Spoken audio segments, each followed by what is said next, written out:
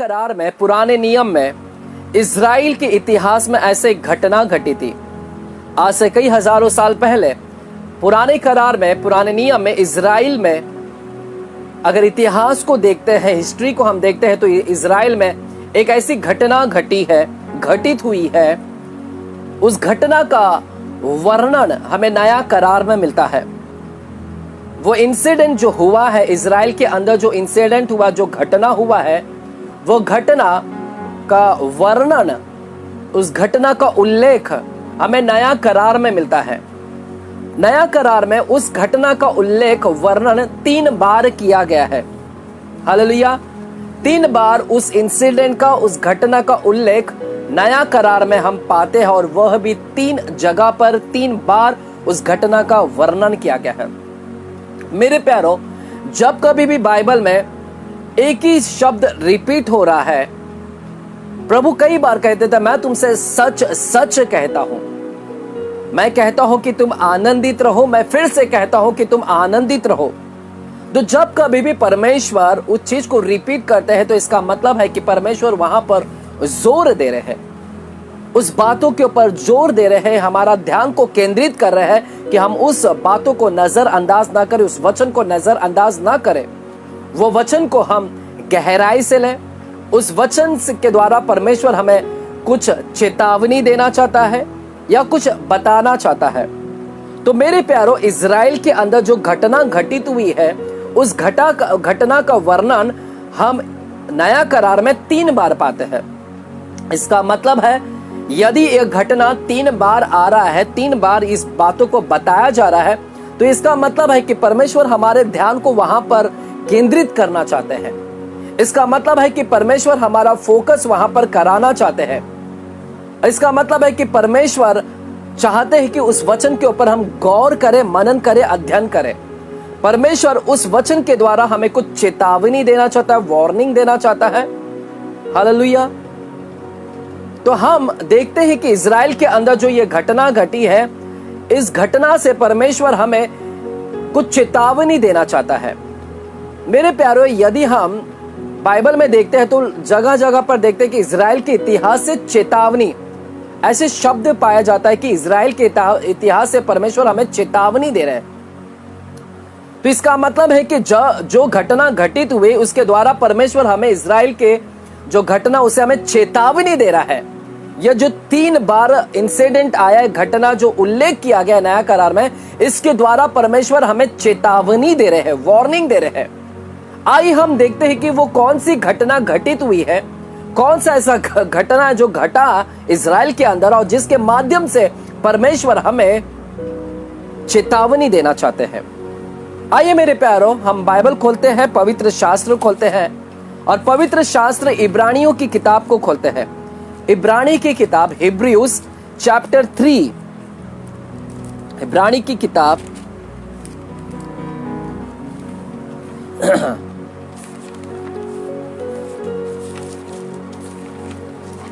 और चैप्टर 3, और वहां पर हम 17वें वचन को हम गौर करेंगे। मेरे प्यारो, इब्रानी की किताब 3 अध्याय 17वां वचन क्या कहता है? लिखा है, और वह 40 वर्ष तक किन लोगों से क्रोधित रहा। लिखा है कि 40 वर्ष तक किन लोगों से क्रोधित रहा। परमेश्वर यहां पर कह रहे हैं कि 40 वर्ष तक वो किन लोगों से क्रोधित रहा। क्या उन्हीं से नहीं जिन्होंने पाप किया? जिन्होंने पाप किया, उन लोगों से 40 साल तक परमेश्वर क्रोधित रहा। 40 साल तक क्रोधित रहा, और उनके शव जंगल में पड़े रहे, और उनके शव जंगल में ही पड़े रहे। परमेश्वर कहते हैं कि उन लोगों ने मुझे रीस दिलाया, मैं उनसे क्रोधित रहा 40 वर्ष तक, और 40 वर्ष तक उनके क्रोध होने के कारण उनके शव उनके जंगल में ही पड़े रहे। क्यों क्रोधित रहा? परमेश्वर कहते हैं, क्या उन्होंने पाप नहीं किया? उनके पाप के द्वारा मैं उनसे क्रोधित रहा, और इसी कारण उनके शव जंगल में ही पड़े रहे। शव यानी लाश। 18वां वचन, और उसने किनसे शपथ खाई? किनसे शपथ खाई कि तुम मेरे विश्राम में प्रवेश करने ना पाओगे, तुम मेरे विश्राम में प्रवेश करने ना पाओगे। यहां पर प्रभु कहता है कि किन लोगों से उसने शपथ खाया। कौन है वो लोग जिन लोगों से शपथ खाया? क्या केवल उनसे नहीं जिन्होंने आज्ञा ना मानी? जिन्होंने आज्ञा नहीं मानी उनसे परमेश्वर ने शपथ खाई कि तुम मेरे विश्राम में प्रवेश करने ना पाओगे, तुम मेरे विश्राम में प्रवेश नहीं करने पाओगे क्योंकि तुमने आज्ञा नहीं मानी। अतः हम देखते हैं कि वे अविश्वास के कारण प्रवेश ना कर सके, वे अविश्वास के कारण प्रवेश ना कर सके। हालेलुया। मेरे प्यारों, यहां पर परमेश्वर कहते हैं कि 40 वर्ष तक परमेश्वर उन लोगों से क्रोधित रहा क्योंकि उन्होंने पाप किया और उन्होंने आज्ञा नहीं मानी, और उनके अविश्वास के कारण पाप किया, आज्ञा ना मानी और उन्होंने अविश्वास किया, विश्वास नहीं किया। इसी कारण परमेश्वर उनसे क्रोधित रहा। परमेश्वर ने शपथ खाया कि मैं उन्हें विश्राम में प्रवेश नहीं करने दूंगा, उन्हें विश्राम की भूमि में नहीं लेकर जाऊंगा, वे विश्राम में प्रवेश करने नहीं पाएंगे। हालेलुया। मेरे प्यारों, ये क्या है विश्राम? विश्राम में प्रवेश नहीं। यहां पर किसके विषय में बात कर रहे हैं? यहां पर परमेश्वर कनान की भूमि के विषय में बात कर रहे हैं। कनान की भूमि, जो विश्राम की भूमि, जो वाचा की भूमि है। परमेश्वर उन इजरायली लोगों से कह रहे हैं कि तुम मेरी वाचा की भूमि में प्रवेश नहीं करने पाओगे। You cannot enter into the promise land. प्रतिज्ञा की भूमि में तुम प्रवेश नहीं करने पाओगे। जो प्रतिज्ञा मैंने किया है अब्राहम से, अब्राहम को मैंने कहा है कि तेरे वंशज को, मैं तुझे और तेरे वंशज को यह वाचा की भूमि दूंगा, यह कनान की भूमि दूंगा। तत्पश्चात तेरे वंश इस वाचा की भूमि में रहेंगे, यहां पर विश्राम पाएंगे, इस कनान में ये रहेंगे, वे कनान में नहीं पहुंच सकेंगे। हालेलुया। जिसे परमेश्वर ने वाचा बांधा था कि मैं दूंगा, परंतु यहां पर परमेश्वर कहते हैं कि वे प्रवेश नहीं करने पाएंगे क्योंकि उनके पाप के द्वारा, उनके आज्ञा ना मानने के द्वारा और उनके अविश्वास के कारण। हालेलुया।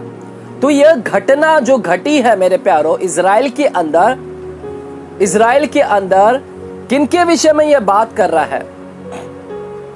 तो हम देख रहे हैं यहां पर उस घटना का जो आज से हजारों साल पहले हुआ, उस घटना का विवरण हमें इब्रानी की किताब में मिल रहा है। इब्रानी में उसका उल्लेख किया गया है कि वे विश्राम में प्रवेश नहीं कर पाए, वे विश्राम में प्रवेश नहीं कर पाए। तो मेरे प्यारों, ये जो लाइन है कि वे विश्राम में प्रवेश नहीं कर पाए, वे वाचा की भूमि में प्रवेश नहीं कर पाए, वे प्रॉमिस लैंड में प्रवेश नहीं कर पाए, यह वचन 3 बार हमें मिलता है इस नया करार में। हालेलुया। लेकिन क्या कारण है कि परमेश्वर यहां पर कुछ लोग इसके विषय में ज्यादा प्रचार नहीं करते हैं? क्या कारण है कि कुछ लोग इस वचन के ऊपर ज्यादा प्रचार नहीं करते हैं कि वे लोग प्रवेश नहीं कर पाए? कौन है वो लोग जो प्रवेश नहीं कर पाए? वे इजरायली लोग वाचा की भूमि में प्रवेश नहीं कर पाए। ये 3 बार हमें मिलता है, जगह जगह पर 3 बार मिलता है। आइए मैं आपको बताना चाहता हूं कहां कहां पर मिलता है। यदि आप मेरे साथ में पहला कुरिन्थियों की किताब 3 अध्याय को खोलते हैं, पहले कुरिन्थियों की किताब 3 अध्याय और 10वां वचन को हम, पहले कुरिन्थियों की किताब और 10वां अध्याय, क्षमा चाहता हूं 10वां अध्याय को हम खोलते हैं और 1 से लेके 5 वचन को हम देखते हैं। पहला कुरिन्थियों की किताब 10वां अध्याय और 1 से लेके 5 वचन। मेरे प्यारों, वहां पर लिखा है, हे भाइयों, मैं नहीं चाहता कि तुम इस बात से अनजान रहो। पौलुस कहता है कि मैं नहीं चाहता कि तुम इस बात से अनजान रहो कि हमारे सब बाप दादा बादल के नीचे थे। हमारे सब बाप दादा बादल के नीचे थे उस समय, और सब के सब समुद्र के बीच से पार हो गए, लाल समुद्र के बीच से पार हो गए, और सब ने बादल में और समुद्र में मूसा का बपतिस्मा लिया। हमारे सब बाप दादा ने समुद्र के अंदर वे मूसा का क्या किया? बपतिस्मा लिया। और सब ने एक ही आत्मिक भोजन किया और सब ने एक ही आत्मिक जल पिया। सभी लोगों को एक ही भोजन दिया। उस समय इजरायली लोगों को मन्ना खिलाया गया और एक ही चट्टान से पानी पिलाया गया। सब इजरायली लोग ने एक ही चट्टान से पानी पिया और एक ही भोजन का है जो मन्ना है। हालेलुया। तो पौलुस कहता है कि वे सब पिए जो उनके साथ साथ चलती थी और वह चट्टान मसीह था। परंतु परमेश्वर उनमें से बहुतों से प्रसन्न नहीं हुआ। बहुतों से प्रसन्न है, खिलाया पिलाया परंतु प्रसन्न नहीं हुआ और इसलिए वे जंगल में ढेर हो गए। लिखा है कि वे जंगल में उनके शव पड़े रहे। वे जंगल में ढेर हो गए। वे विश्राम में प्रवेश नहीं कर सके। तो ऐसे कई इजरायली लोग वाचा की भूमि में प्रवेश नहीं कर सके। वे प्रॉमिस लैंड में प्रवेश नहीं कर सके, विश्राम में प्रवेश नहीं कर सके। वे जंगल में ढेर हो गए, जंगल में उनके शव पड़े रहे। तो मेरे प्यारो, यहां पर नया करार में हमें क्या बता रहा है? यहां पर भी नया करार में हमें बता रहा है कि वे प्रवेश नहीं कर सके। आइए और हम इस वचन को देखते हैं कि नए करार में और कहां पर लिखा गया है। यदि हम देखते हैं वही इब्रानी की किताब 4 अध्याय, इब्रानी की किताब 4 अध्याय और 1 से लेके 6 वचन को जब हम पढ़ते हैं, 1 से लेके 6 वचन, लेकिन 6वां वचन को हम देखते हैं। इब्रानी 4 अध्याय 1 से लेके 6 वचन को आप पढ़िएगा, लेकिन 6वें वचन को मैं पढ़ता हूं। यहाँ पर लिखा है, तो जब यह बात बाकी है कि कितने और है जो उस विश्राम में प्रवेश करे, कितने और हैं जो उस विश्राम में प्रवेश करे। परमेश्वर कहते हैं कि विश्राम अभी भी बाकी है। कितने और हैं जो उस विश्राम में प्रवेश करे और जिन्हें उसका सुसमाचार पहले सुनाया गया। जिन्हें परमेश्वर का सुसमाचार पहले सुनाया गया, उन्होंने आज्ञा ना मानने के कारण उसमें प्रवेश ना किया, उसमें प्रवेश ना किया। तो मेरे प्यारो, हम देखते हैं कि इब्रानी 3 अध्याय में हम 17 से लेकर 19 वचन में देखते हैं कि उन्होंने प्रवेश नहीं किया। उसी प्रकार इब्रानी 4 अध्याय के हम 6वें वचन में देखते हैं कि जिनको सुसमाचार सुनाया गया, उन्होंने आज्ञा ना मानने के कारण वे प्रवेश नहीं कर सके। और पहला कुरिन्थियों की किताब 10वें अध्याय को भी हमने देखा। उस 10वें अध्याय में 5वें वचन में भी हमने देखा कि वे प्रवेश जंगलों में ढेर हो गए, वे प्रवेश नहीं कर सके। उसी प्रकार यहूदा की पत्रिका, यहूदा की किताब, प्रकाशित वाक्य के पहला किताब यहूदा की पत्री। यदि यहूदा की पत्री में हम जाते हैं, वहां पर हम 5वें वचन के और गौर करते हैं, 1 से लेके 5 वचन को। तो 5वें वचन में लिखा है, पर यद्यपि तुम सब एक बार जान चुके हो, एक बात तो तुम जान चुके हो, तो भी मैं तुम्हें इस बात की सुधि दिलाना चाहता हूं।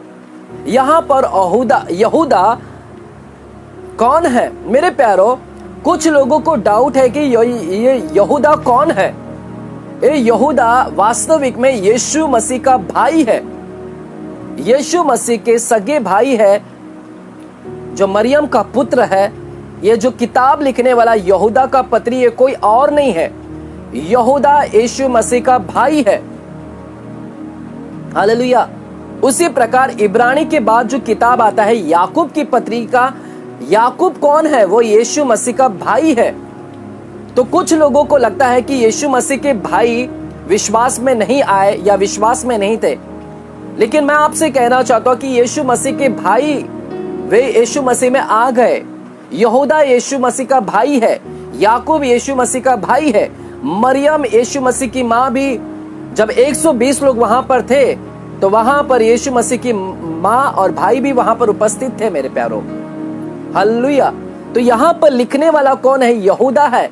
और यहूदा कहता है कि यद्यपि तुम सब एक बात जान चुके हो, तो भी मैं तुम्हें इस बात की सुधि दिलाना चाहता हूं, याद दिलाना चाहता हूं कि प्रभु ने एक कुल को मिस्र देश से छुड़ाने के बाद, एक कुल को मिस्र देश से छुड़ाने के बाद विश्वास ना लाने वाले को नष्ट कर दिया, विश्वास ना लाने वाले को नष्ट कर दिया। हालेलुया। कहां पर नष्ट कर दिया? वे जंगल में नष्ट हो गए, जंगल में ढेर हो गए, उनका शव वहां पर ही पड़ा रहा। तो तो हम देखते हैं मेरे प्यारो कि ये जंगल में ढेर हो गए, वे विश्राम में प्रवेश नहीं कर सके, वे वाचा की कनान भूमि में प्रवेश नहीं कर सके, प्रॉमिस लैंड में, प्रतिज्ञा की भूमि में यह प्रवेश नहीं कर सके। तो यह जो घटना है यह 3 जगह पर 3 बार हम देखते हैं। परंतु दुखद की बात है कि इस विषय के ऊपर कोई ज्यादा संदेश नहीं बांटते हैं, कोई ज्यादा लोग प्रचार नहीं करते हैं। क्यों इस विषय को चूक जाते हैं बताने के लिए कि वे प्रवेश नहीं कर सके, वे इजरायली लोग प्रवेश नहीं कर सके। क्यों आज ज्यादातर प्रचारक लोग इसके विषय के ऊपर प्रचार नहीं करते कि वे प्रॉमिस लैंड में, वे विश्राम की भूमि में प्रवेश नहीं कर सके? क्या कारण है कि वे प्रचार नहीं कर रहे? क्या उन्होंने नया करार को ठीक रीति से नहीं पढ़ा? क्या उन्हें ये वचन नजर में नहीं आए कुछ प्रचारकों को? क्या उन्हें ये वचन समझा नहीं इसलिए वे प्रचार नहीं कर पाए? क्या उन्हें लगा नहीं कि ये 3 बार ये इसका जिक्र आ रहा है तो कहीं ना कहीं परमेश्वर इसको जोर दे रहा है? क्या कारण है कि लोग आज तक इसके ऊपर ज्यादा प्रचार नहीं करते, इस संदेश के ऊपर, परंतु इजराइल के उस संदेश के ऊपर प्रचार करते कि यही इजराइल 40 साल तक रेगिस्तान में उस भटकते रहे, उसके ऊपर प्रचार कर रहे हैं। यही इजराइल जो मिस्र के अंदर गुलामी में थे उसके ऊपर प्रचार कर रहे कि वे कैसे फिरौन राजा के शासन में थे, उसके ऊपर प्रचार करते हैं कि गुलामी में थे और परमेश्वर ने उनको मिस्र से कैसे निकाला, उसके ऊपर प्रचार करते हैं लोग कि मिस्र की गुलामी से परमेश्वर ने कैसे मूसा के द्वारा उन्हें बाहर निकाला। लोग इसके ऊपर प्रचार करते हैं कि फिरौन से परमेश्वर ने कैसे उन्हें बाहर निकाला। लोग इसके ऊपर प्रचार करते हैं कि कैसे मेमना का बलिदान हुआ फसह का पर्व के समय में, और परमेश्वर के लहू के ऊपर प्रचार करते हैं। और परमेश्वर ने उन्हें मिस्र देश से लेकर आया, जंगल में लेकर आया और जंगल में उन्हें मन्ना खिलाया, उस विषय के ऊपर प्रचार कर रहे हैं। जंगल में उन्हें खिलाया, उन्हें चट्टान से पानी पिला, इस सारे संदेश के ऊपर वे प्रचार करते हैं। लेकिन क्यों यह चूक गए कि जंगल से वे विश्राम में प्रवेश नहीं कर सके? क्या यह संदेश को क्यों नहीं प्रचार कर रहे हैं आज लोग? हालेलुया। इसीलिए मेरे प्यारो ये 3 बार जब यहां पर आ रहा है, यह 3 बार जब आ रहा है तो यह हमें जोर दे रहा है और अंतिम समय के लोगों को यह जोर दे रहा है यह संदेश आज कि वे प्रवेश नहीं कर सके। अंतिम समय में हम जी रहे हैं मेरे प्यारो, और अंतिम समय के लोगों के लिए यह वचन लिखा गया है 3 बार कि वे प्रवेश नहीं कर सके। जिस गलती के द्वारा वे प्रवेश नहीं कर सके वह गलती हम भी ना करें कि जिसके द्वारा हम भी प्रवेश ना कर सके। जो गलती उन्होंने किया, जो उन्होंने पाप किया, आज्ञा नहीं मानी, विश्वास नहीं किया, उस विश्वास के द्वारा वे नहीं पहुंचे, वो गलतियां हम भी ना करें। हालेलुया। क्यों आज लोग नहीं प्रचार कर रहे हैं? मुझे लगता है कि ज्यादातर लोगों ने इस वचन को ध्यान नहीं दिया होगा, या फिर बरोबर पढ़ा नहीं होगा बाइबल को। हालेलुया। या फिर जो उनको पढ़ाया गया है वही प्रचार कर रहे हैं, जो उन्होंने अपने पास्टरों से सीखा है इसीलिए वे प्रचार कर रहे हैं। हालेलुया। या फिर बाइबल स्कूल से, कॉलेज से जो सीख कर आए शायद उसी के ऊपर प्रचार कर रहे हैं। मिस्र की देश गुलामी वो सब के ऊपर ही प्रचार करे, लेकिन इस वचन के ऊपर खुद से नहीं पढ़ा, इसलिए वे प्रचार नहीं कर रहे हैं। हालेलुया। क्योंकि बाइबल को रीड नहीं किया प्रॉपरली, उन्होंने ढंग से नहीं पढ़ा, इसीलिए यह वचन उन तक उन्हें पता नहीं है। जो सुना है वही प्रचार किया, जो सुना है वही प्रचार किया है। हालेलुया। हालेलुया। जो बाइबल में इस कॉलेज में सुनकर आया है वही प्रचार कर रहे हैं, खुद से पढ़ा नहीं है। मेरे प्यारो, यीशु मसीह ने कभी भी अपने चेले लोगों को बाइबल स्कूल में नहीं भेजा, या फिर यीशु मसीह ने स्वयं भी बाइबल स्कूल में नहीं गए, कॉलेज में नहीं गए। तो यीशु मसीह को यह ज्ञान कहां से आया? हम देखते हैं कि यीशु मसीह जब 12 साल की उम्र में थे तो 12 साल की उम्र में उन्होंने उत्तर देना चालू किया, बहुत सारे प्रश्नों का उत्तर दिया। विद्वानों का, शास्त्रीय फरीसियों के वे प्रश्नों का उत्तर दे रहे हैं। 12 साल की उम्र में उन्हें पुराना करार पूरे पता चल गया। कैसे उन्हें पुराना करार आ गया? मेरे प्यारो, यीशु मसीह हमारे जैसे ही मनुष्य थे, हमारे जैसे ही मनुष्य थे। जब उन्होंने जन्म लिया तो एक बालक के रूप में ही जन्म लिया, जैसे हम बच्चे के रूप में। जब वे पैदा हुए थे तो उनको कोई पुराना करार का ज्ञान नहीं था, नया करार यानी पुराना करार कोई ज्ञान नहीं, नॉलेज नहीं था, वे साथ में लेकर नहीं आए थे। उनको यहाँ पर आकर सीखना पड़ा, उनको यहाँ पर आकर पढ़ना पड़ा, यहाँ पर आकर उनको समझना पड़ा, सुनना पड़ा, तब जाकर उनको ज्ञान मिला है। वो ऊपर से ही लेकर नहीं आए थे सारे ज्ञान को, पुराना करार। हमारे जैसे हुबहुब हमारे जैसा पैदा हुआ और यहाँ पर आकर उनको सीखना पड़ा। प्रभु यीशु मसीह कोई बाइबल कॉलेज में जाकर नहीं सीखे तो कैसे सीखे? कैसे उन्हें 12 साल की उम्र में इतनी नॉलेज आ गई? मेरे प्यारों, जब तक वे बच्चे थे तब तक उनको वो पुराना करार का नॉलेज नहीं था।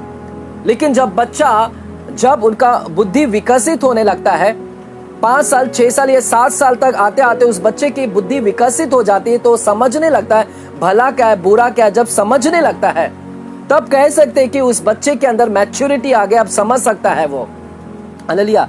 तो मुझे लगता है कि यीशु मसीह जब उनकी बुद्धि विकसित हुई बचपन से, जब वो 6 साल या 7 साल की उम्र में आए तब उनकी बुद्धि विकसित हुई, तब से मुझे लगता है कि वे बाइबल को समझना चालू किया। और तब से लेके 7 साल की उम्र, 6 या 7 साल की उम्र से लेके 12 साल की उम्र तक उन्होंने पूरे बाइबल का अध्ययन कर लिया। इस 4-5 साल में 5 से लेके 6 साल के अंदर उन्होंने पूरा पुराना करार पढ़ लिया। मेरे प्यारों, कैसे पढ़ लिया? उस समय पुराने करार के अंदर कोई बाइबल नहीं था सभी के हाथ में। पुराने करार के अंदर किसी के पास में प्रिंटिंग मशीन नहीं था कि घर घर में सबको बाइबल रहे। वे सबत के दिन में आराधनालय में जाते और आराधनालय में एक लिपि होता, हाथ से लिखा हुआ लिपि होता, उसे पढ़कर सुनाया जाता। और यीशु मसीह भी वहां पर जाते थे सबत के दिन में और सुनते थे, सिर्फ सुनते थे, क्योंकि उनके पास में कोई बाइबल नहीं था।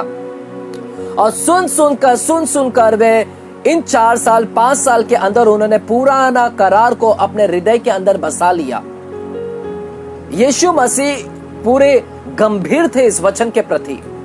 उन्होंने उस पूरे वचन को जैसे सुनते रहे, वह अपने अंदर लेते रहे, उस वचन के ऊपर मनन करते रहे, बार बार वे दोहराते रहे। जो भी वो संडे को सीखते थे, शनिवार को सीखते थे, सुनते थे, उसे दोहराते थे, रिपीट करते थे। हालेलुया। मनन करते थे, अध्ययन करते थे। इन 5 साल के अंदर यीशु मसीह को पूरे बाइबल का ज्ञान आ गया, वो पुराना करार। हालेलुया। मेरे प्यारों, आज हमारे पास में बाइबल है, हमारे पास में बाइबल सबके हाथ में है, लेकिन क्या कारण है आज हम इन 4 साल 5 साल के अंदर पूरा बाइबल को क्यों नहीं पढ़ पाए? हमने तो अभी, यीशु मसीह ने तो 5 साल के अंदर पुराना करार कंप्लीट कर लिया, तो हमने तो 2.5 साल के अंदर, 2 साल 1 साल के अंदर पुराना करार पढ़ लेना चाहिए था। हमारे पास में तो बाइबल भी है, लेकिन आज दुखद की बात है कि आज इतने साल हो गए, लोगों ने पुराना करार या नया करार को भी पूरी रीति से नहीं पढ़ा है।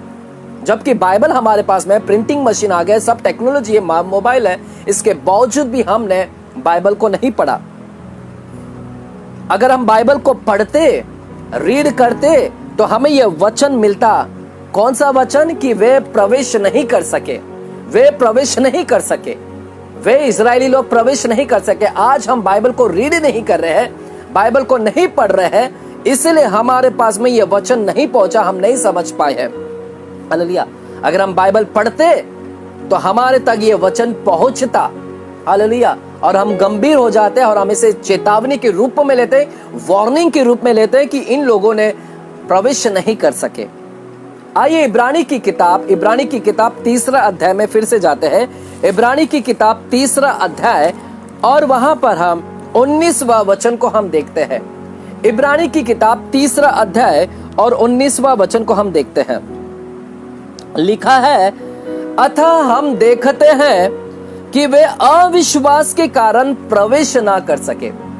वे वाचा की भूमि में अविश्वास के कारण, इजरायलियों के अंदर विश्वास नहीं था और उनकी विश्वास कम हो गई थी। अविश्वास के कारण वे वाचा की भूमि में प्रवेश नहीं कर सके, वो कनान में नहीं जा सके, अविश्वास के कारण। हालेलुया। ऐसा क्या था? किस पर उनको विश्वास नहीं था? आइए इस घटना को हम समझते हैं। यह घटना कहां पर घटी थी? यह घटना को हमें देखने के लिए ऐसा क्या था जो उन्होंने विश्वास नहीं किया। इस घटना को समझने के लिए हमें पुराना करार की गौर करना होगा।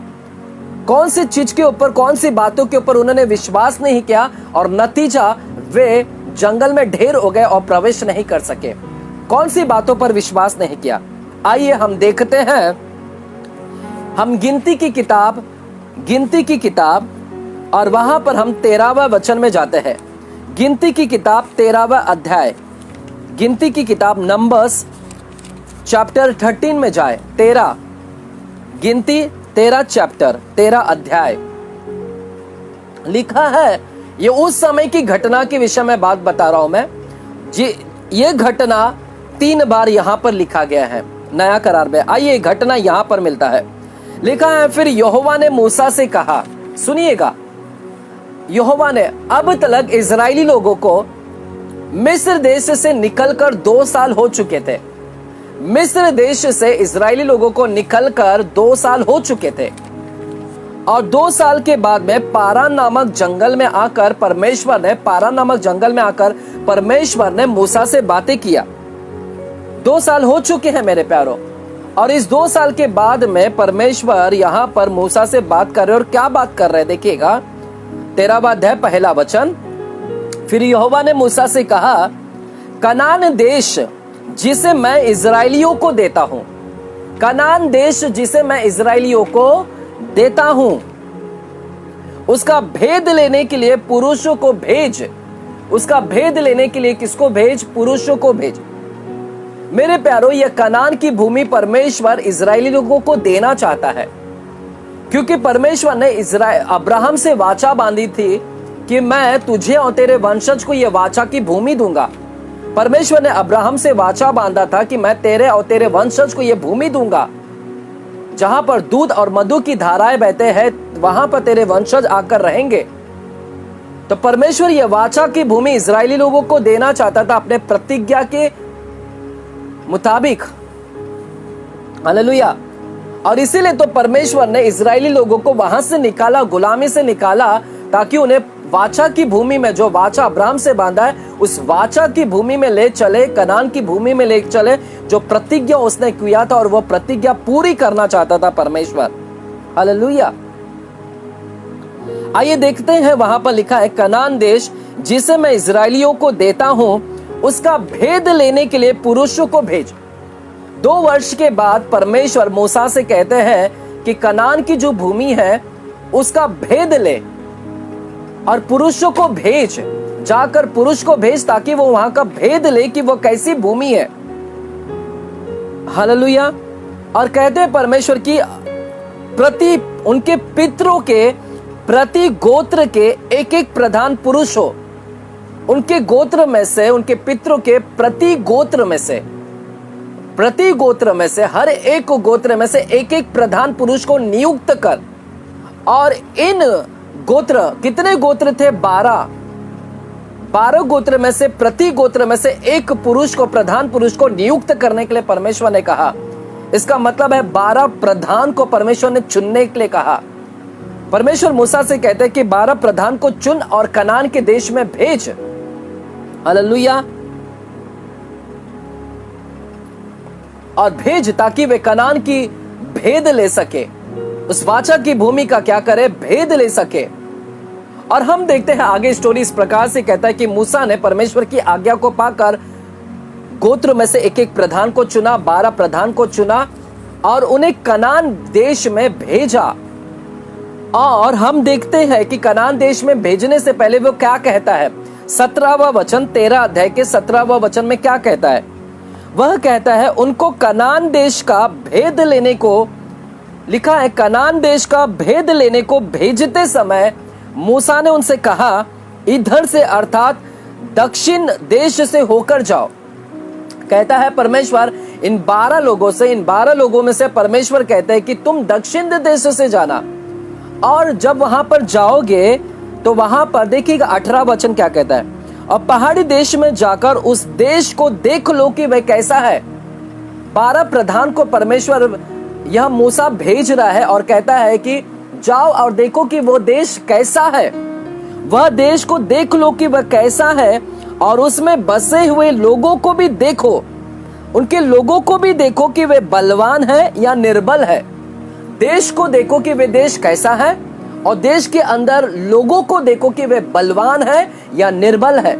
वे थोड़े लोग हैं देश के अंदर या बहुत से लोग हैं, वे जाकर पता लगाओ।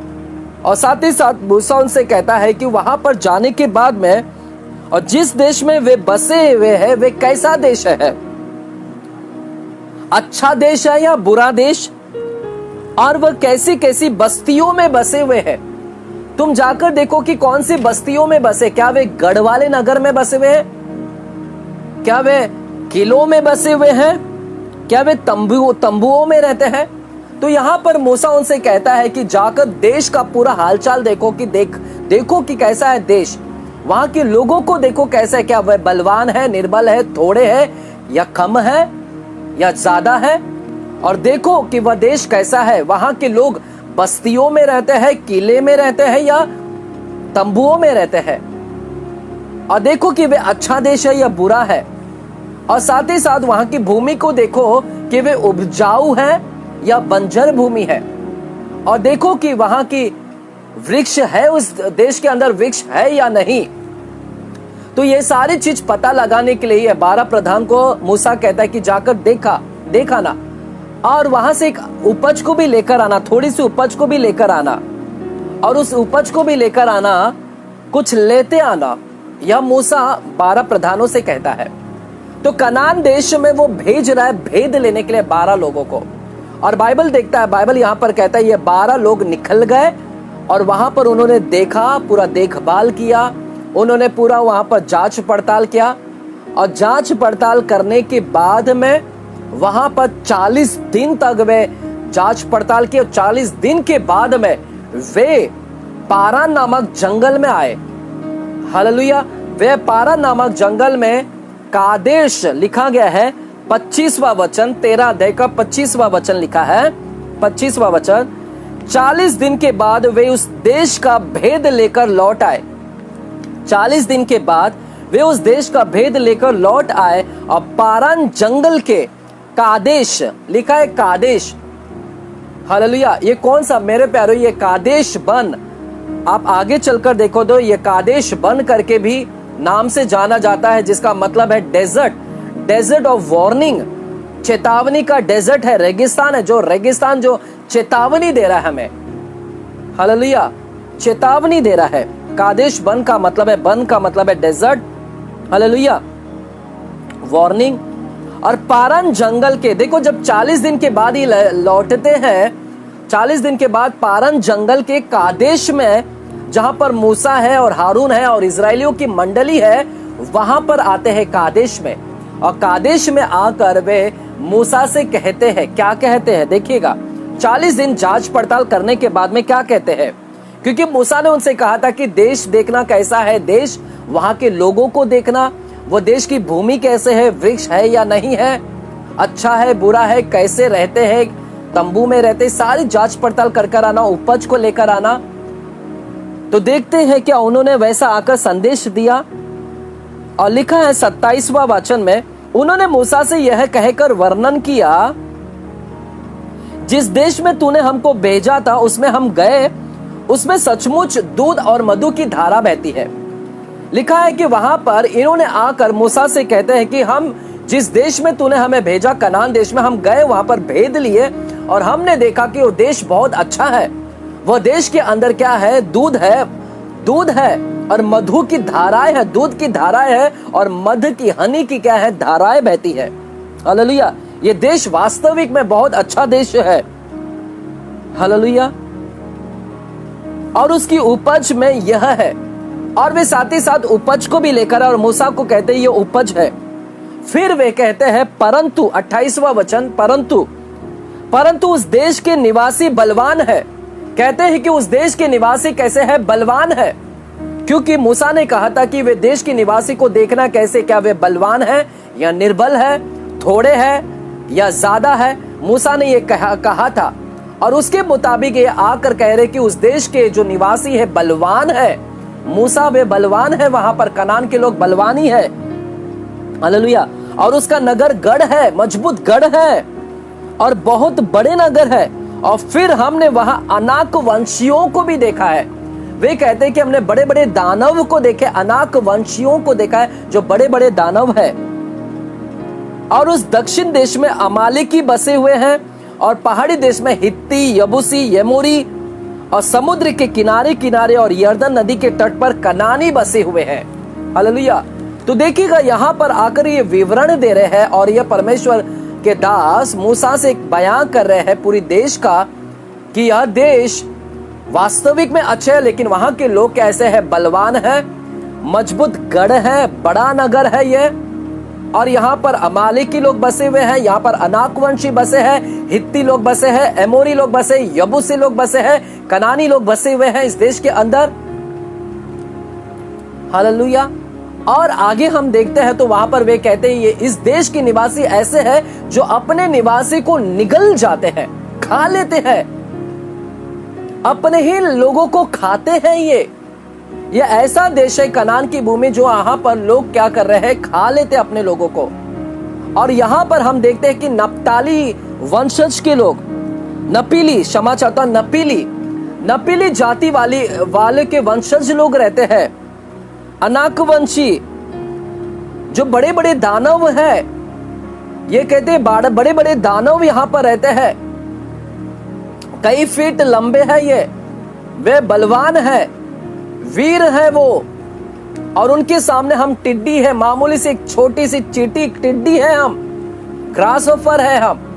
तो ये यहाँ पर कह रहे हैं कि हम वहां पर टिड्डी है, उनके सामने वे इतना बलवान है। वो देश बलवान से भरा हुआ है, बड़ा है, गढ़वाला नगर है, और हम उनके सामने टिड्डी है, हम उनके सामने छोटे हैं, निर्बल है, हम कुछ नहीं कर सकते उन लोगों का। हालेलुया।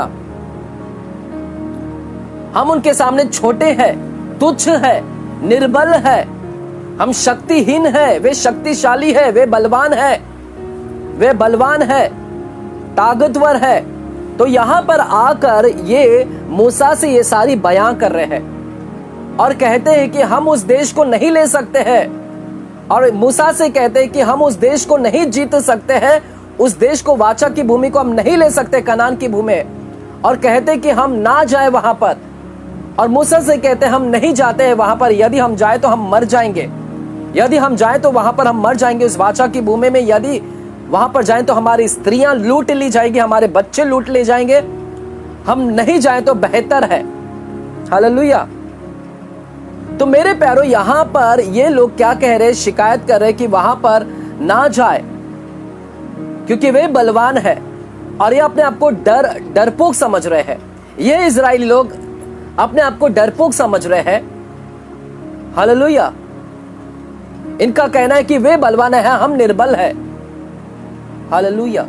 मेरे प्यारो, जब ये आते हैं, इनमें से अगर हम स्टोरी पढ़ते हैं तो यहां पर 12 लोग गए थे और 12 लोगों में से 10 लोगों ने अपने आप को निर्बल बनाया, परंतु 2 लोग थे जिनका नाम है कालिब और यहोशू, होशे, जिसको होशे कहते हैं लेकिन उसको यहोशू भी बोलते हैं। लेकिन कुछ 2 व्यक्ति थे।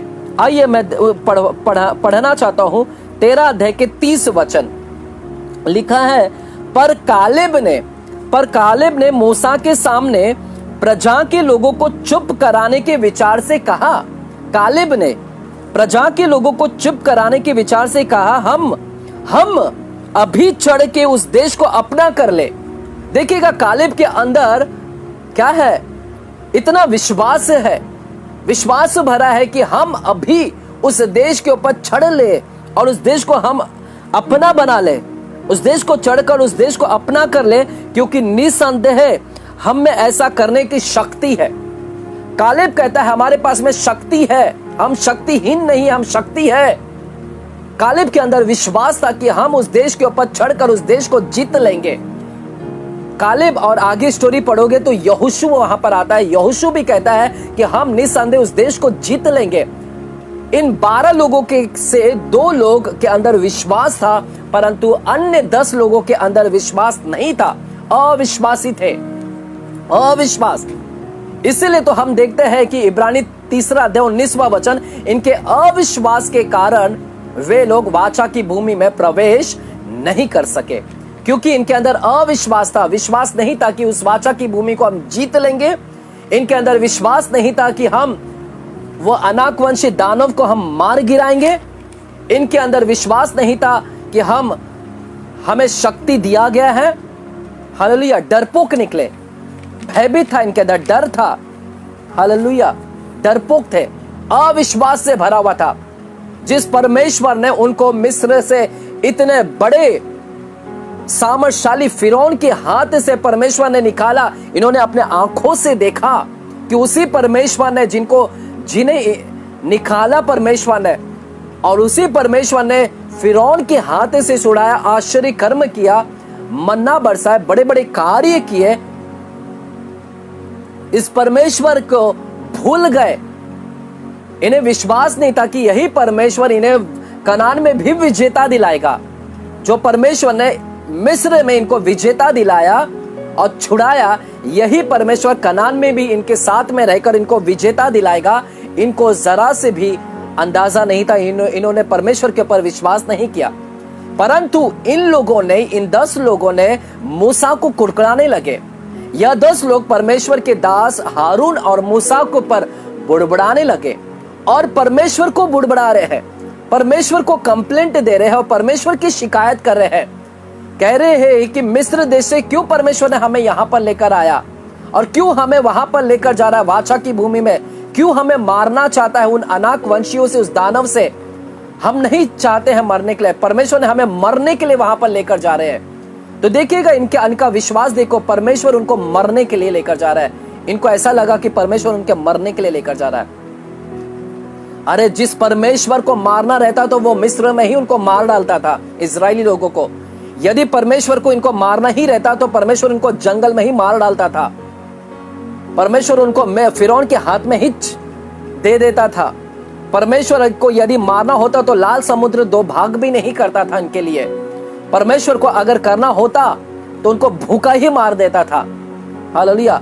लेकिन परमेश्वर उनसे प्रेम रखता है और परमेश्वर उनको मिस्र से लेकर आया और परमेश्वर उन्हें वाचा की भूमि में उनको मदद करने वाला था, विजय दिलाने वाला था। लेकिन इनको विश्वास नहीं था परमेश्वर के प्रति और परमेश्वर के प्रति ये क्रोध दिला रहे हैं और परमेश्वर को क्रोध दिलाया अविश्वास के द्वारा। विश्वास नहीं था कि हम उस देश को हासिल कर लेंगे, उस देश के ऊपर विजय हो जाएंगे, उस देश के ऊपर जीत ले लेंगे, हम काबू कर लेंगे, हम कब्जा कर लेंगे। इनको जरा से भी विश्वास नहीं था। इसलिए इनके अविश्वास के कारण परमेश्वर ने कहा कि तुमने अविश्वास किया है, इसीलिए तुम्हारे अविश्वास के कारण तुम मेरी वाचा की भूमि में कभी प्रवेश नहीं कर पाओगे। लेकिन तुम्हारे स्त्री, तुम्हारे बच्चे, वंशज वो प्रवेश करने पाएंगे और वो गवाही देंगे कि निश्चय ये वाचा की भूमि बहुत अच्छी भूमि है, जिसे ये 10 लोग तुच्छ समझते थे, ये बहुत ही अच्छी भूमि है। हालेलुया। ये तेरे वंशज लोग गवाही देंगे, ये 10 जो विश्वास नहीं किए उनके वंशज लोग गवाही देंगे। हालेलुया। लेकिन परमेश्वर ने उनसे शपथ खाई कि तुम प्रवेश नहीं कर पाओगे क्योंकि तुमने विश्वास नहीं किया और तुम जंगल में ढेर हो जाओगे, तुम्हारा शव यहां पर ही पड़ा रहेगा, तुम नहीं पहुंच पाओगे सिवाय 2 लोगों के, कालेब और यहोशू के। कालेब और यहोशू लोग ही जिन्होंने विश्वास किया है वही वाचा की भूमि में प्रवेश कर पाएंगे। Hallelujah, hallelujah. और मेरे प्यारों, हम देखते हैं कि सिर्फ यहोशू और कालेब इन्होंने ही वाचा की भूमि में प्रवेश किया और बाकी वंशज जो इनके बाद जो वंशज पैदा हुए वे ही प्रवेश कर पाए वहां पर। Hallelujah, hallelujah. तो मेरे प्यारों, आज का जो संदेश है, मेरा जो शीर्षक है, विषय है enter in the promised land. आज मैं आपको जो फोकस कराना चाहता हूं, जो शिक्षण के ऊपर ध्यान केंद्रित करना चाहता हूं, ऐसा ना हो कि हम भी उस जंगल में ढेर हो जाए अविश्वास के द्वारा। हम एंटर करें, वाचा की भूमि में हम प्रवेश करें, हम कनान की भूमि में प्रवेश करें, उस विश्राम की भूमि में प्रवेश करें। हम हमारा ध्यान को वहां पर केंद्रित करें, हम भूल ना जाए, हम अविश्वास को पैदा ना करें, हम पाप ना करें, हम आज्ञा का उल्लंघन ना करें। इन सारे कारणों के कारण वे प्रवेश नहीं कर सके। हमारे अंदर जो अविश्वास है उसको हम निकाल फेंके। ऐसा ना हो कि हम विश्वास की भूमि से वंचित हो जाए, उस कनान की उस प्रतिज्ञा की भूमि से हम वंचित हो जाए, क्योंकि आज भी वह विश्राम की भूमि में हमें प्रवेश करना है। आज भी हमारे लिए वह विश्राम के भूमि में प्रवेश करना है। हालेलुया। मेरे प्यारो, क्यों परमेश्वर इनको वाचा की भूमि में लेकर जाना चाहता था? यह कनान की भूमि में क्या है? यह कनान क्या है? यह कनान ऐसा क्या है? क्या परमेश्वर उसके अंदर लेकर जाना चाहता था? मेरे प्यारो, कनान की जो भूमि है यह वास्तविक में एक बहुत अच्छी भूमि है। यह मधु और दूध की धाराएं बहती है। परमेश्वर चाहता था इजरायली लोगों को वहां पर लेकर जाइए। प्रभु की इच्छा थी कि वे वहां पर रहे, क्योंकि परमेश्वर ने यह जगह जो है यह परमेश्वर का स्थान है। यह परमेश्वर ने नियुक्त किया था स्थान। यह परमेश्वर ने यह जगह को अपना नाम दिया है, पहचान दिया है। प्रभु इस जगह पर निवास करता है। यह कनान की भूमि में परमेश्वर वास करता है। हालेलुया। यह ऐसी भूमि है जहां पर परमेश्वर इजरायली लोगों के द्वारा हर एक दानव को मार गिराना चाहता था, हर एक अनाकवंशी को मार गिराना चाहता था। और यह ऐसी भूमि है जहां पर इजरायली लोग विजेता प्राप्त करते हैं। क्या प्राप्त करते हैं? विजेता, विक्ट्री। वहां पर दानव को मार गिराते हैं। कोई भी दानव नहीं बच सकता उस भूमि के अंदर। हर दानव को मार गिराएंगे इजराइल के लोग। हालेलुया। यह ऐसी भूमि थी जहां पर इजराइल लोग सिर्फ विजेता की जिंदगी जी सकते थे। विजेता, कोई भी दानव, कोई भी दुष्ट, कोई भी शत्रु उसके अंदर वास नहीं कर सकता है। इसलिए परमेश्वर वहां पर लेकर जाना चाहता था ताकि वहां पर सारे दानव को मार गिराए, सारे दानव को वहां पर मार गिराए। प्रभु चाहता था कि आप वाचा की भूमि में आ जाए, इजराइल लोग वहां पर आ जाए और वहां पर आकर वो स्थान में आ जाए। यह प्रभु की इच्छा थी कि वे जंगल से उस स्थान में आ जाए और उस स्थान में आकर वे सारे दुष्ट को मार गिराए, सारे दानव को मार गिराए, बड़े बड़े जायंट को, अनाकवंशी को मार गिराए। यह प्रभु की इच्छा थी कि वे उस स्थान में आए, उस लेवल तक आए और वहां पर आकर वे उस सारे दानव को मार गिराए। हालेलुया। वह ऐसी भूमि है जहां पर विजेता है। हालेलुया। यह ऐसी भूमि है जहां पर इजराइल के ऊपर कोई दानव राज्य नहीं कर सकता है, क्योंकि दानव को मार गिराएंगे इजरायली लोग, क्योंकि वह ऐसा स्थान है। उस लेवल पर प्रभु उनको लेकर आना चाहता था, उस लेवल पर बैठाना नहीं चाहता था जंगल में। जंगल से परमेश्वर उनको उस स्थान पर लेकर आना चाहता था जिस स्थान के ऊपर दानव राज्य नहीं कर सकते, इनके ऊपर दुष्ट राज्य नहीं कर सकता है, शत्रु उनके ऊपर राज्य नहीं कर सकता है। प्रभु चाहता था कि वे शत्रु उनके ऊपर प्रभुता ना करे। हालेलुया। यह ऐसा देश है जहां पर शत्रु प्रभुता नहीं कर सकता हमारे ऊपर। यह ऐसा देश थी, ऐसी भूमि पर थी जहां पर दुष्ट हम पर प्रभुत्व नहीं हो सकता है। हालेलुया। वो हमें डोमिनियन नहीं कर सकता है, वो हमें शासन नहीं कर सकता है, बल्कि हम उसको अपने पैरों तले हम लेकर आएंगे। वह ऐसी भूमि थी जहां पर हम शत्रु को नीचे गिराएंगे और हम विजेता प्राप्त करेंगे, हम प्रभुत्व करेंगे और वो अधीन होगा। हालेलुया। प्रभु ऐसे देश में, कनान की भूमि में लेकर जाना चाहता था। हालेलुया। उस स्थान में लेकर आना चाहता था। वो बड़े बड़े दानव को मार गिराएंगे वहां पर। हालेलुया। विजेता भरा जीवन। ये वाचा की भूमि क्या थी? वो कनान की भूमि आत्मिकता, एक स्पिरिचुअल जगह था। वो आत्मिकता का जीवन था। वह आत्मिक जगह था जहां पर परमेश्वर निवास करता है। परमेश्वर उस भूमि में निवास करता है। प्रभु चाहते थे कि इजराइल के लोग उस भूमि में आए, उस आत्मिकता लेवल पर आए, आत्मिकता स्थान पर आए और उस आत्मिकता स्थान पर आकर उन सारे दानव को मार गिराए। वो जगह क्या था? स्पिरिचुअल जगह, एक आत्मिकता का जगह था वो, जहां पर प्रभु निवास करते हैं। आत्मिक स्पिरिचुअल लाइफ, जहां पर दुष्ट राज्य नहीं, जहां पर दुष्ट नहीं रहता है, जहां पर पाप नहीं रहता है। हालेलुया। एक ऐसी लाइफ था वहां पर जहां पर पवित्रता का लाइफ था। एक ऐसी लाइफ थी उस भूमि के अंदर जहां पर होली लाइफ था। ऐसा लाइफ था जैसे यीशु मसीह जिंदगी जीता है, वैसे लाइफ था उस भूमि के अंदर। हालेलुया। वो कनान की भूमि के अंदर पवित्रता का लाइफ था, वो कनान की भूमि के अंदर स्पिरिचुअल लाइफ था। उस कनान की भूमि के अंदर कोई पाप राज्य नहीं कर सकता था। पाप नीचे शासन वो हमारे अधीन हो जाता था। शत्रु को हम मार गिरा सकते थे। वह ऐसी भूमि थी, परंतु इन इजरायली लोगों ने उस भूमि में, उस स्थान में नहीं आना चाहा। उस स्थान में नहीं, वो बड़े बड़े दानव को देखकर डर गए। बड़े बड़े दानव को देखकर क्या हो गए? डर गए। उन्हें लगा कि हम इसके ऊपर राज्य नहीं कर सकते हैं। उन्हें लगा कि हम इसको मार नहीं गिरा सकते हैं। उन्हें लगा कि ये बड़े हैं और हम छोटे हैं। हालेलुया। मार नहीं गिराया। हालेलुया। उन्हें परमेश्वर के ऊपर विश्वास नहीं था, भरोसा नहीं था, और वे उसी जगह पर रह गए। उसी जगह पर वे रह गए। हालेलुया। अविश्वास के कारण। मेरे प्यारो, परमेश्वर उनको उस क्षेत्र में लेकर आना चाहता था, उस स्थान पर, उस लेवल पर लेकर आना चाहता था, परंतु उन्होंने उस लेवल पर आना नहीं चाहा। उन्होंने नीचे ही लेवल पर रहना पसंद समझा, और उन्होंने डर में रहना ही पसंद समझा कि हम डर जाए इससे। हालेलुया। वे डर में ही रहे और उसी लेवल में, जिस लेवल पर थे उसी लेवल पर ही बने रहे। उस स्थान पर आना जायज नहीं समझा मेरे प्यारो। हालेलुया। मेरे प्यारो, इससे क्या सीखने मिल रहा है आज हमें? परमेश्वर हमें इस वाचा की भूमि, इस कनान की भूमि से हमें कुछ सिखा रहे हैं। क्या सिखाना चाहते हैं? हालेलुया। क्या सिखाना चाहते हैं? इस वाचा की भूमि में परमेश्वर चाहते हैं कि हम भी उस स्थान में आए, उस लेवल पर आए, उस आत्मिकता लेवल पर आए। जब तक हम इस नीचे लेवल पर रहेंगे, हमें सब कुछ बड़ा दिखेगा।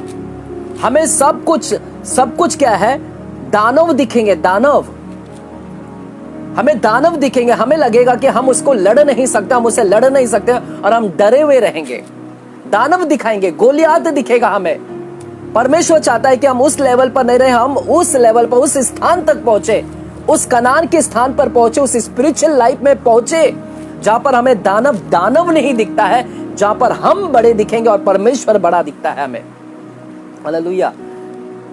अगर इस लेवल पर रहेंगे तो हमें दानव ही दिखाई देगा, छोटे लेवल पर।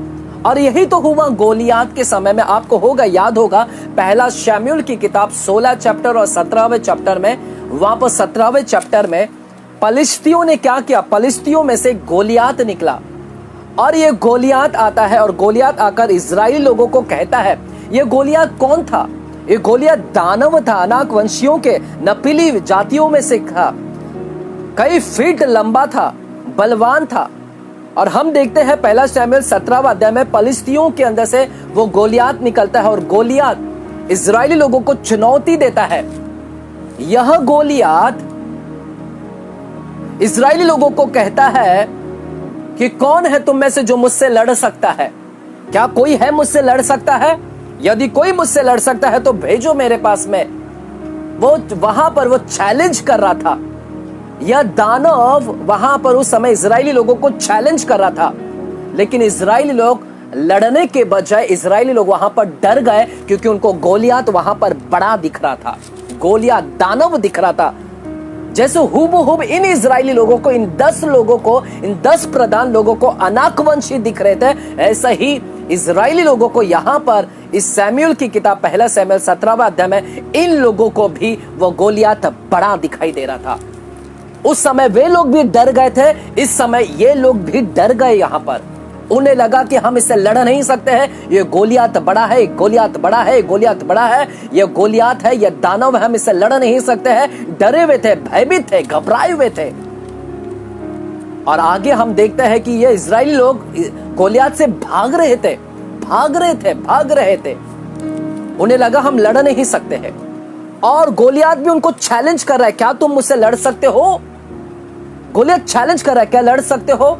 इजराइल लोग कहते नहीं, हमसे नहीं होगा, हम लड़ नहीं सकते, हम लड़ नहीं सकते, तू गोलियात है, तू बड़ा है, हम लड़ नहीं सकते, हम तो शक्ति, हमारे पास में शक्ति नहीं है, हम लड़ नहीं सकते, तू गोलियात है, हम जयवंत नहीं हो सकते हैं, हम विजेता नहीं कर सकते। इन इजरायली लोगों को लगा कि हम जयवंत नहीं हो सकते हैं दानव से।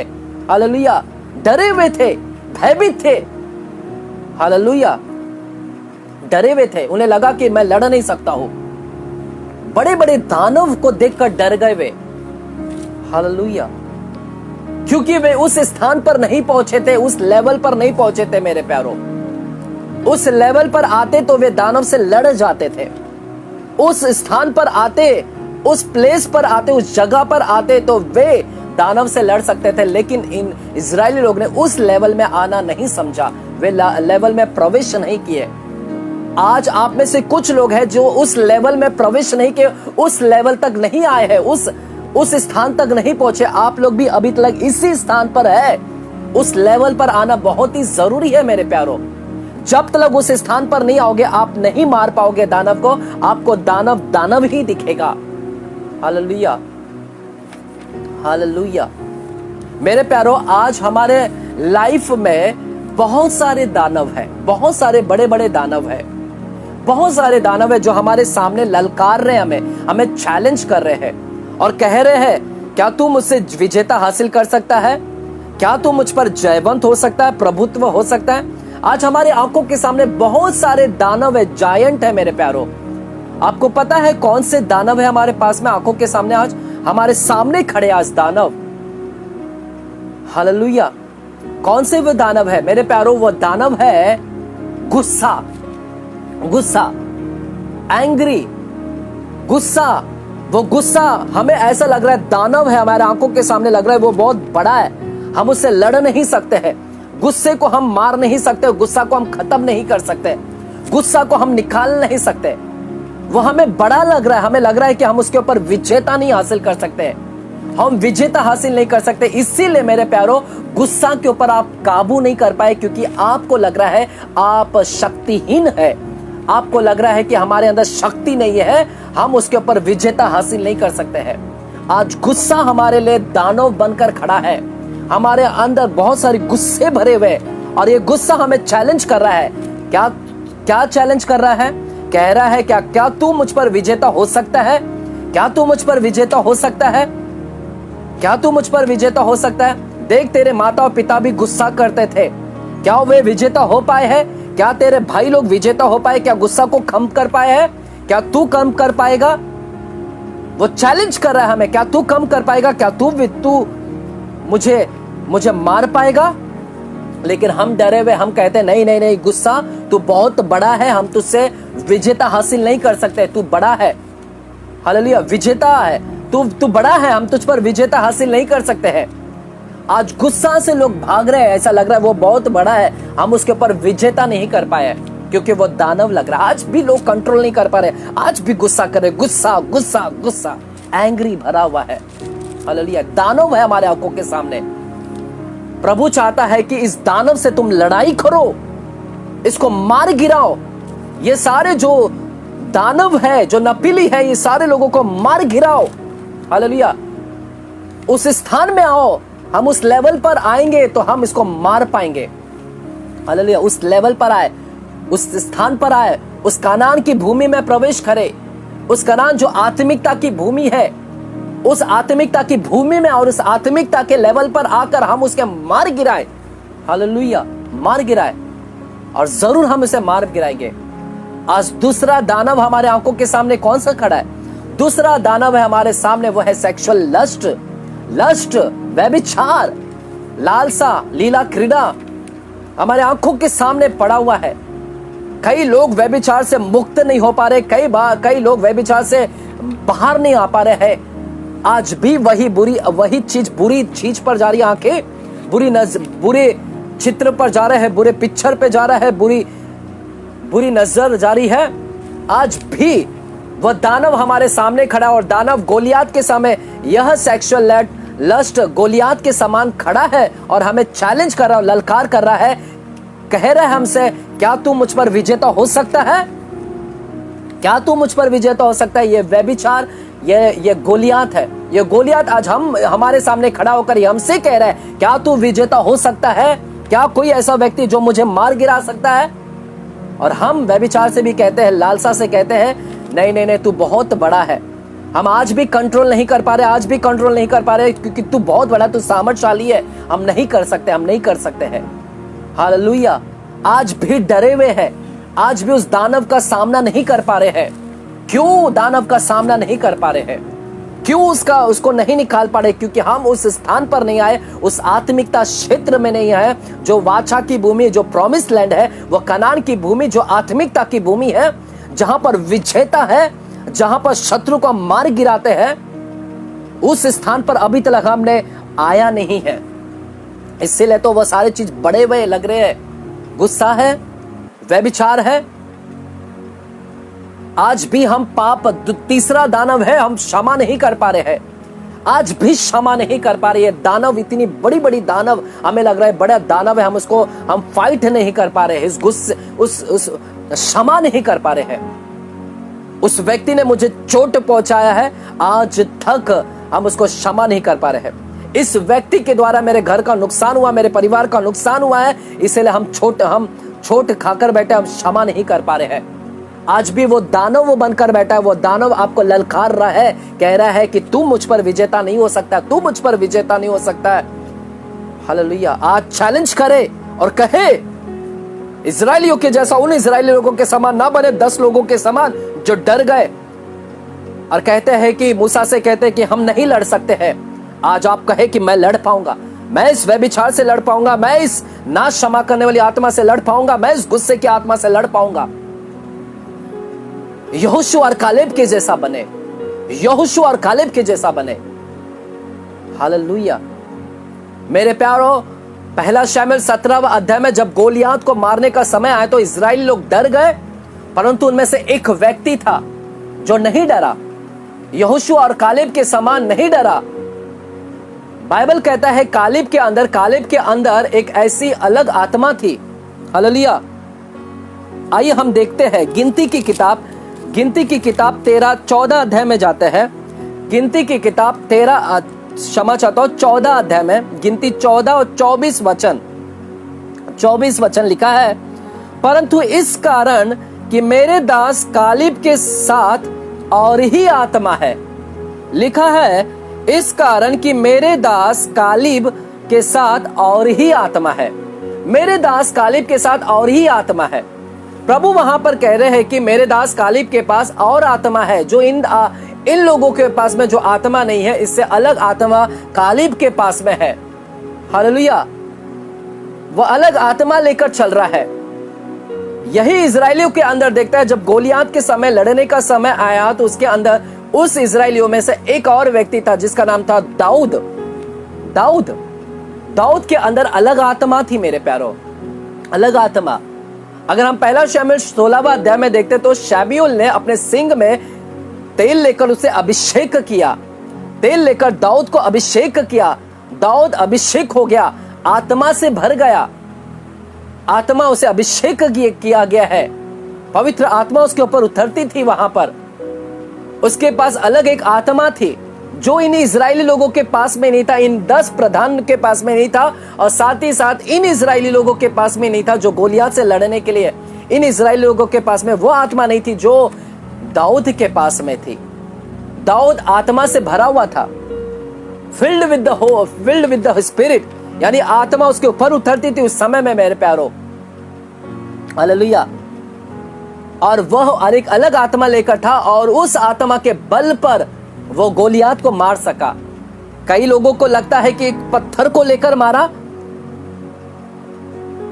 हाँ वो पत्थर को लेकर मारा, लेकिन इससे बढ़कर वो पत्थर जब गया, वो अभिषेक के साथ में गया, वो पवित्र आत्मा के सामर्थ्य के साथ में गया और वहां पर उसको मार गिराया। यदि दाऊद अभिषेक से नहीं भरा रहता, यदि उसके ऊपर अभिषेक नहीं रहता, तो वह पत्थर भी नहीं काम कर पाता, लेकिन वह पवित्र आत्मा के अभिषेक से भरा हुआ था, इससे ले वहां पर वह पत्थर भी वहां पर अभिषेक हो गया और जाकर वहां पर उसको मार गिराया। हालेलुया। यदि मेरा आज प्रचार अभिषेक है, पवित्र आत्मा से भरा हूं, तो मेरा यह प्रचार भी आज अभिषेक के साथ जाएगा और वहां पर सारे दानव को मार गिराएगा और कार्य करेगा। हमारा प्रचार अभिषेक के साथ बहे, पवित्र आत्मा का सामर्थ्य यहां से निकले इसमें से। Hallelujah, hallelujah, hallelujah. तो मेरे प्यारो, गोलियात को मारने के लिए दाऊद के अंदर एक अलग आत्मा, वो है पवित्र आत्मा, वो फील्ड था, पवित्र आत्मा से भरा हुआ था, इसलिए वो गोलियात को, दानव को मार सका।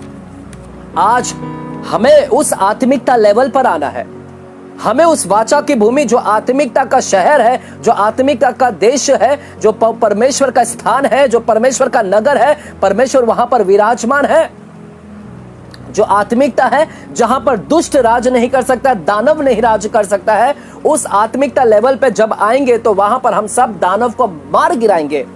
जैसे दाऊद आत्मिकता लेवल में था, यहोशू और कालेब आत्मिकता लेवल पे, तो उस आत्मिकता लेवल पर आएंगे तो हम इन सारे बड़े बड़े दानव को आज मार गिराएंगे। Hallelujah. Enter in the promise land. Promise land में आइएगा, उस वाचा की भूमि में प्रवेश करें। लेवल को बढ़ाइए, अपने लेवल को बढ़ाइएगा, अपने स्तर को बढ़ाइएगा, नीचे नहीं रहेगा। आज से वादा कीजिएगा, आज से एक निर्णय ले कि मैं यहां पर ही नहीं रहूंगा, मैं इस छोटे जगह पर ही नहीं रहूंगा, मैं यहां से इस जंगल के अंदर ही नहीं भटकता रहूंगा, मैं यहां से वाचा की भूमि में प्रवेश करूंगा, मेरे स्तर को मैं बढ़ाऊंगा, उस स्थान में मैं प्रवेश करूंगा। हालेलुया। और तभी संभव होगा, आपको पवित्र आत्मा से भरना होगा मेरे प्यारों, और पवित्र आत्मा के द्वारा भरा हुआ ही व्यक्ति इन दानव को क्या करेगा?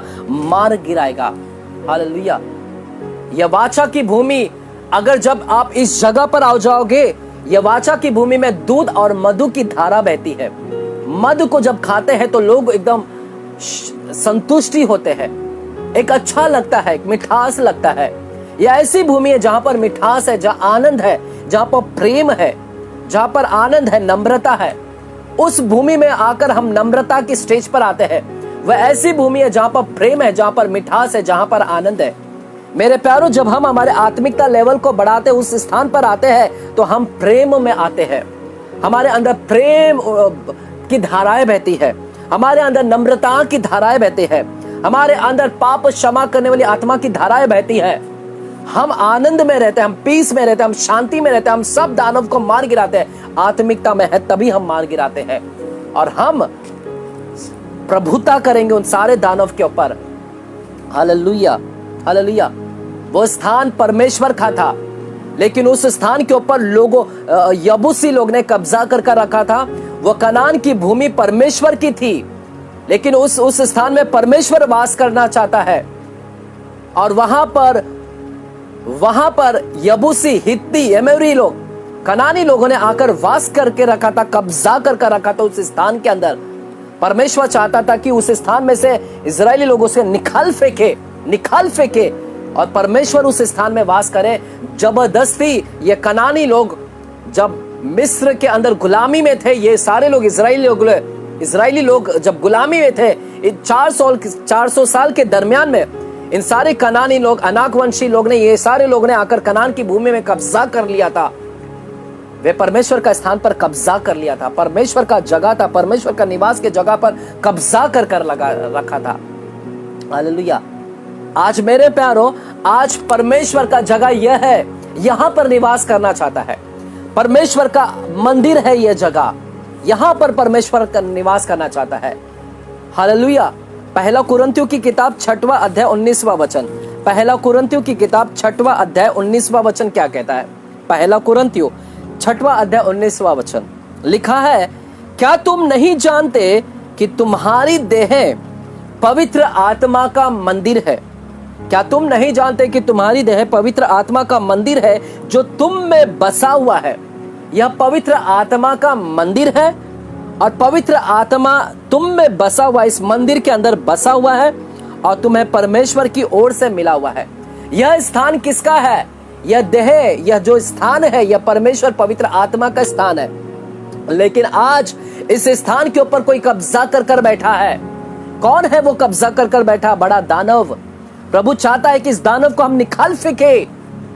आज हमारे इस स्थान के अंदर कोई दानव बैठा है, वो है गुस्सा, वह है जलन, वह है नफरत, वह है ईर्ष्या, वह है बैर भाव, वह है चुगली, वह है झूठ, वह है व्यभिचार, वह है लीला क्रीड़ा, वह है मूर्ति पूजक। हालेलुया। ये सारे बड़े बड़े दानव यहां पर कब्जा कर बैठा है आज हमारे अंदर, इस स्थान के ऊपर। यह प्रभु का स्थान है, इसमें परमेश्वर निवास करता है। हालेलुया। आज हमें मार गिराना है, कहना है कि इसके अंदर परमेश्वर निवास करता है। आज हमें इसे मार गिराना है। हालेलुया। और कैसे मार गिरा सकते हैं मेरे प्यारों? आज जो इस स्थान के अंदर कब्जा कर कर बैठा है, इसको कैसे मार गिरा सकते हैं? जब आप पवित्र आत्मा के, जब हम उस क्षेत्र में आएंगे, उस श्रेणी के अंदर आएंगे, जब उस लेवल पर आएंगे, हम उस लेवल पर आकर हम उन सारे बड़े दानव को मार गिरा सकते हैं। आज क्यों लोग पैसों के पीछे भाग रहे? इस पैसों की लालसा में पड़े हुए लालच एक बड़ा दानव है। आज बड़े से बड़े, चाहे छोटा हो, बड़ा हो, बुजुर्ग हो या जवान हो, स्त्री पुरुष हो, धनवान हो, गरीब हो, हर कोई लोग आज पैसों की लालच में पड़े हुए हैं। यह दानव बड़ी तेजी से काम कर रहा है। इस दानव से लोग छुटकारा नहीं प्राप्त कर सके हैं।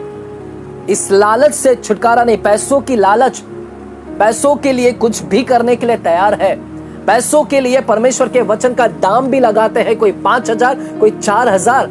एक ऑनलाइन पर, आज ऑनलाइन पर भी आकर प्रचार करने का 40 दिन का, 50 दिन का सेशन लेते हैं और कहते हैं इसमें ज्वाइन होने के लिए आप 5,000 का रजिस्ट्रेशन करें।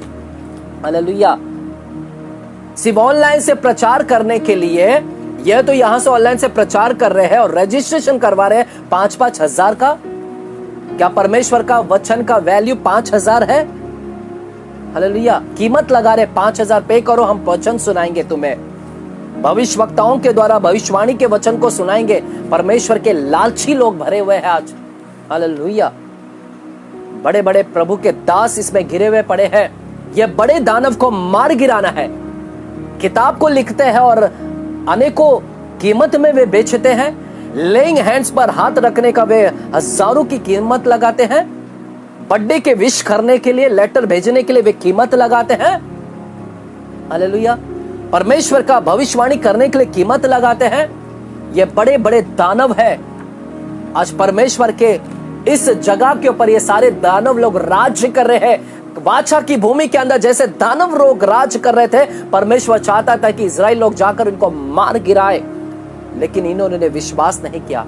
आज प्रभु आपके साथ है, पवित्र आत्मा आपके साथ है। पवित्र आत्मा के साथ में लेकर आप परमेश्वर इन सारे दानव को हम मार गिरा सकते हैं। प्रभु की आत्मा आपके साथ में है। विश्वास करें और कहे इस दानव से, दानव को आप चैलेंज करें कि दानव तू मुझ पर राज्य नहीं कर सकता है, बल्कि मैं तुझ पर राज्य करूंगा। मैं तुझे मार गिराऊंगा। मैं तुझे अपने पैरों के तले अधीन करवाऊंगा। तू मुझ पर शासन नहीं कर सकता। Hallelujah, hallelujah.